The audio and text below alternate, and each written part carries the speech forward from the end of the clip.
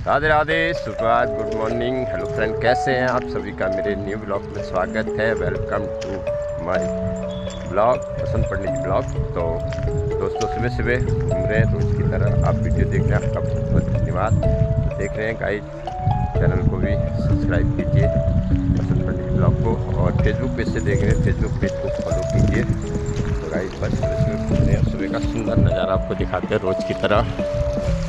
ये देखिए,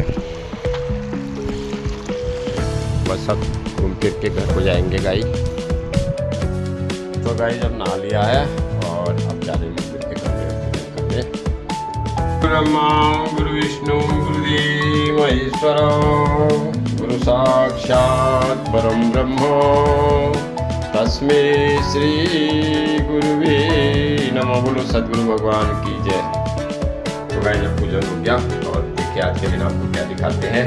जाइए दोस्तों, आप वीडियो देख रहे हैं, आपका बहुत बहुत धन्यवाद। तो गाइस, जब तैयार होकर काला डूंगी को जा रहे हैं और अभी जरा काला डूंगी घूम के आते हैं। थोड़ी काला डूंगी में काम है, तो तैयार होकर निकल रहे हैं।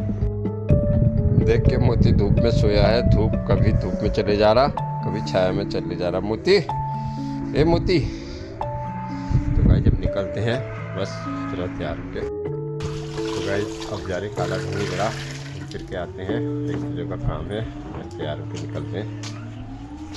तो गाइस, अभी जरा काला डूंगी मार्केट घूम रहे हैं। एक दो जगह यहाँ काम था, 2-4 लोगों से मिलना था, काम करके निकलते हैं।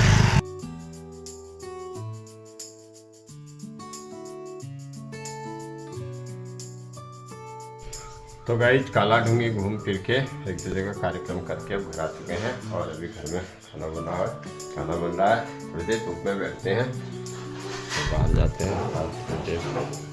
अभी ठंडा हो ही रही है गाइस। तो गाइस, देखे मैंने अभी चटनी बनाई और ये चटनी है टमाटर की, नींबू की और हरी धनिया की। देखे ये चटनी बने के, चटनी इसमें हरी मिर्चा भी डाल रखी है। और ये चटनी इसलिए बना रखी है गाइस क्योंकि अभी हमारे यहाँ बन रही है आज खिचड़ी, और आज खिचड़ी खाने, खिचड़ी के लिए रखा है घी और ये रखी है खिचड़ी। तो अभी बस थोड़ी देर बाद खाना खाएंगे। तो गाइस, सीधा सादा सिंपल भोजन खिचड़ी तैयार होगी और अब खाना खाते हैं। तो गाइस, घूम फिर के अभी घर में आ चुके हैं और अब देखते हैं रसोई में क्या बना है आज। तो गाइस, देखिए रसोई में बना है आलू मेथी की सब्जी। और ये देखिए, आजकल हमारे यहाँ हरी हरी मेथी काफ़ी अच्छी हो रही है और आपको दिखाते हैं। देखिए, आलू मेथी की सब्जी बनी है ये। और अब मैं जाता हूँ पूजा करने।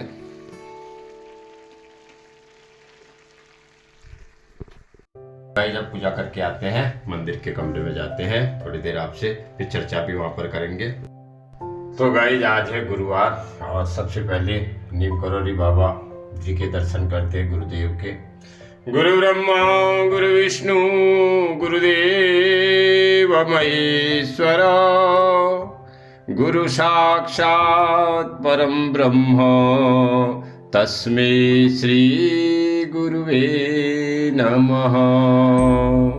सुमुखश्च वदन्तश्च कपिलो गजकर्णिका, लंबोदरश्च विकटो विघ्ननाशो विनायको, धूम्रकेतु गणाध्यक्ष भालचन्द्रो गजानन, द्वादशैतानि नामानि विद्यारम्भे विवाहेश्च प्रवेशे निर्गमे च संग्रामे संकटे च विघ्नतस्य न जायते। बोलो गणपति महाराज की जय। तो गाइस, पूजन हो गया, अब कुछ धार्मिक चर्चा करेंगे। तो बस जरा भगवान का नाम लेना भी बहुत जरूरी होता है दोस्तों। तो गाइस, आज गुरुवार है और आज की दिनचर्या तो आपको दिखाई दी है। और बस सुबह जो है एक दो जगह गए थे, फिर काला डूंगी गए थे, अपनी रोज का काम है। तो उसके बाद शाम को इवनिंग वॉक के बाद पूजन करके फिर आपके पास कुछ चर्चा करने आ रहे हैं। और सर्वप्रथम आज गुरुवार है, गुरु जी का वंदन करते हैं। अखंड मंगलाकारं व्याप्तेन चराचरं तत्पदं दर्शितं येन तस्मै श्री गुरुवे नमः। आप ये भी कह सकते हैं, गुरु गोविंद दो खड़े काको लागू पाए, बलहारी गुरु आपने गोविंद दियो बताए। तो ब्लॉग के लास्ट में दोस्तों जैसे थोड़ी रामायण की चर्चा कर लेते हैं। और वैसे तो ऐसा होता है, भगवान का नाम हो जाता है हमारे मुंह से भी, चाहे हम वीडियो बनाने में ही आ रहा है भगवान का नाम आ रहा है, और जो देख रहे हैं उनके कानों में भी भगवान का नाम जा रहा है, इसलिए हम सुना देते हैं। तो कल मैंने रामायण में आपको सुनाया था भगवान श्री राम और सीता जी का जो होता है मिलन हो जाता है। तो आप रामलीला में भी देखते होंगे, बड़ा सुंदर दृश्य होता है। भ्राता यह कैसी खिल रही फुलवारी रही फुलवारी, भ्राता इस फुलवारी की रंग बिरंगी क्यारी। कितना अच्छा है ये रामलीला में सुनने को मिलता है। वहाँ सीता जी कहती है चलो सखी गौरी के पूजन को जाए, तो वहीं पर गौरी माता भी, उनका मिलन भी होता है। और वहाँ मिलन मतलब दूर से एक दूसरे को देख लेते हैं। और उसके बाद गौरी माता सीता जी को आशीर्वाद भी देती है, सुन से सत्य शीश हमारी पूजे ही मनोकामना तुम्हारी। तो यह आशीष भी सीता मैया को मिलता है। तो मिथिला नगरी में आने का मुख्य कारण ये है कि विश्वामित्र जी को राजा जनक का पत्र आया था कि उन्होंने सब जगह पत्र दिया था। तो मिथिला नगरी जो है वहाँ से नज़दीक हुआ, तो उस समय तो तब विश्वामित्र जी के साथ राम लक्ष्मण भी थे, जहाँ विश्वामित्र जाएंगे वहाँ राम लक्ष्मण भी जाएंगे। तो विश्वामित्र जी उन दोनों को लेके मिथिला नगरी चले गए थे। तो कल मैंने बताया कि जनक कहते हैं कि जो निर्गुण निराकार ईश्वर है, मुझे लगता है वो सगुण रूप में आ गया। बड़े कोमल सुकुमार गौर श्याम वर्ण दोनों का था।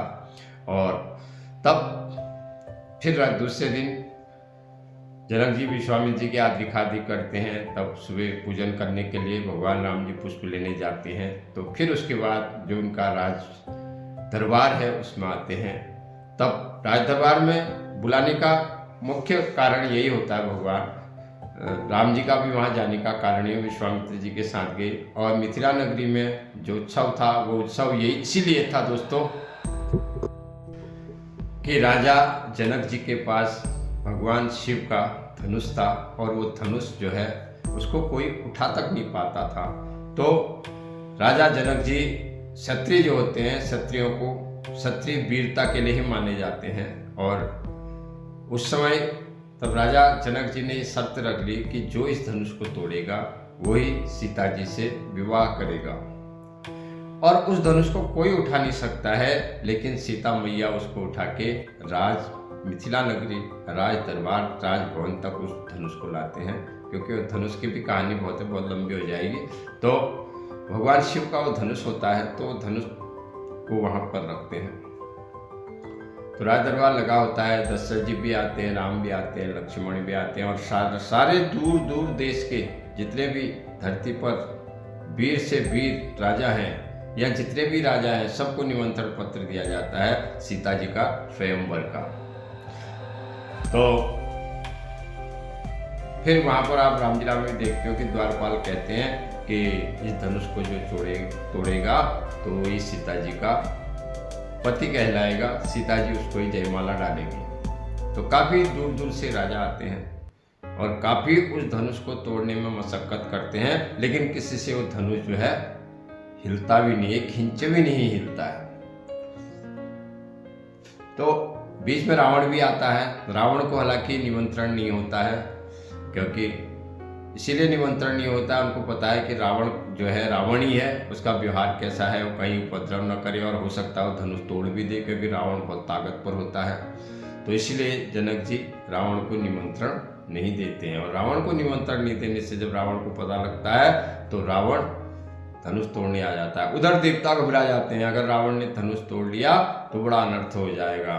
तो वो वहाँ से जो बाणासुर नगरी का राजा होता है, वो भी असुरी होता है वैसे, लेकिन वो जरा दैवी प्रवृत्ति का होता है, तो उस असुर को भेजते हैं कि जाओ जाओ तुम रावण को रोको करके। तो रावण जैसे धनुष तोड़ने के लिए जाता है तो उसी समय बाणासुर उसको रोकने की कोशिश करता है, लेकिन बाणासुर का वश नहीं चलता है। तो अंत में आकाशवाणी होती है कि हे रावण, तू यहाँ धनुष तोड़ने आया, वहाँ लंका में तेरी बहन को कोई दैत्य ले जा रहा है, तो रावण वहाँ से चला जाता है। तो उस समय उसके बाद दूर दूर देश से आए हुए राजा उस धनुष को तोड़ने की काफ़ी कोशिश करते हैं, तो तोड़ नहीं पाते। दोस्तों ये मेरे को इसलिए अच्छा लगता है क्योंकि कितने साल 16 साल मैंने भी रामलीला में जनक का अभिनय किया है, और उसके बाद 3 साल अपने गांव को बोला कि रामलीला में दशरथ का अभिनय किया है।